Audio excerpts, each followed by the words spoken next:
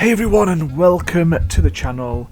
My name is Ash and I'm here with a review for SlavicPunk Oldtimer on Xbox.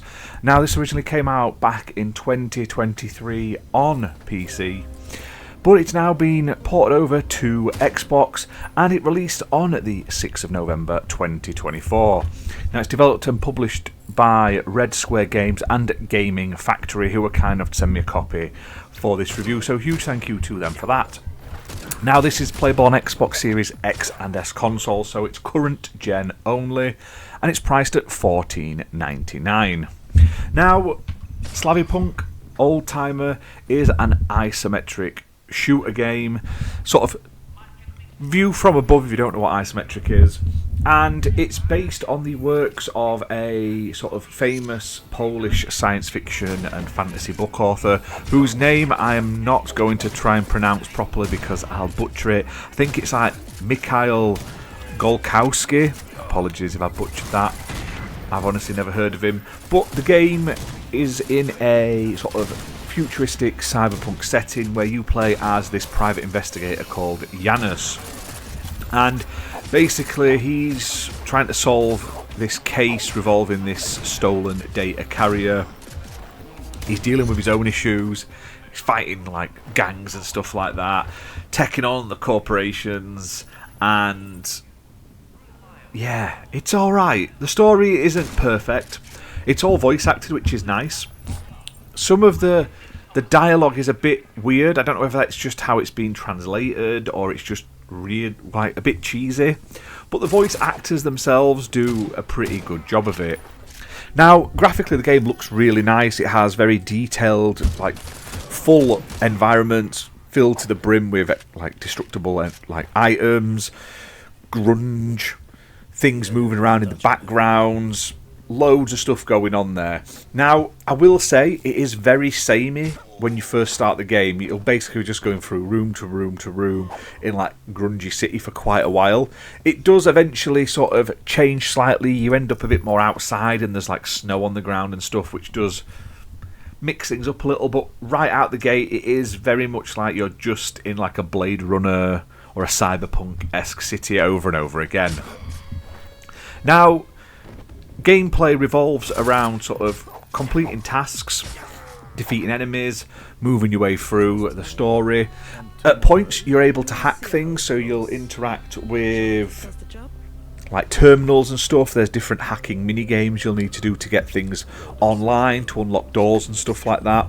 You also have a hacking component for combat where you can target certain enemies and hack them to like do a little bit of damage and stun them.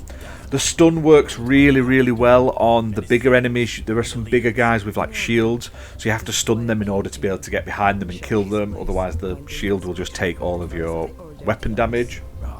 Now, you start off with like a basic gun, you'll eventually get more and more guns, you get like a shotgun and stuff like that, and you can switch between them while you're playing. Combat, you have like a dodge and a roll button, so you can dodge around the areas.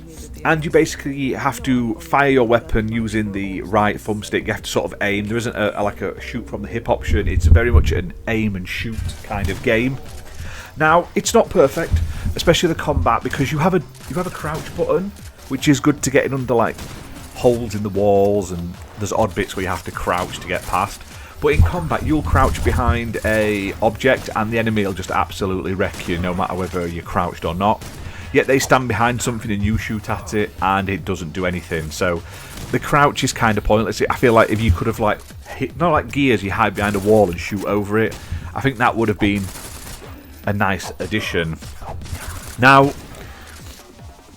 the sound and everything of the game is really nice. The lighting is really good, like very grungy, very futuristic. I did like that. It did set the scene really well. Now the gameplay loop itself though is very repetitive. You do eventually get upgrades to your like character and stuff like that, which is nice. They are quite expensive, but you do get them, and you can then like slightly be better. There's also like this time slowness sort of ability as well. I didn't use a lot of it, but it is there.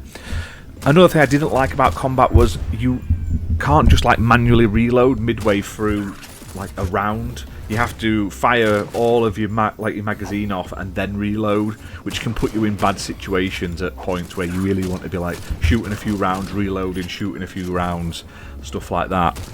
There's also chests and crates around the environment which you can find all over the place, and it helps you go off the beaten track a little bit, go in all the rooms and around the corners and stuff and have a look for it, because that gives you a load of like ammo and things you'll need. One thing I did like about the game, multiple difficulty levels. You can turn it down to really easy or you can make it rock hard, which is nice.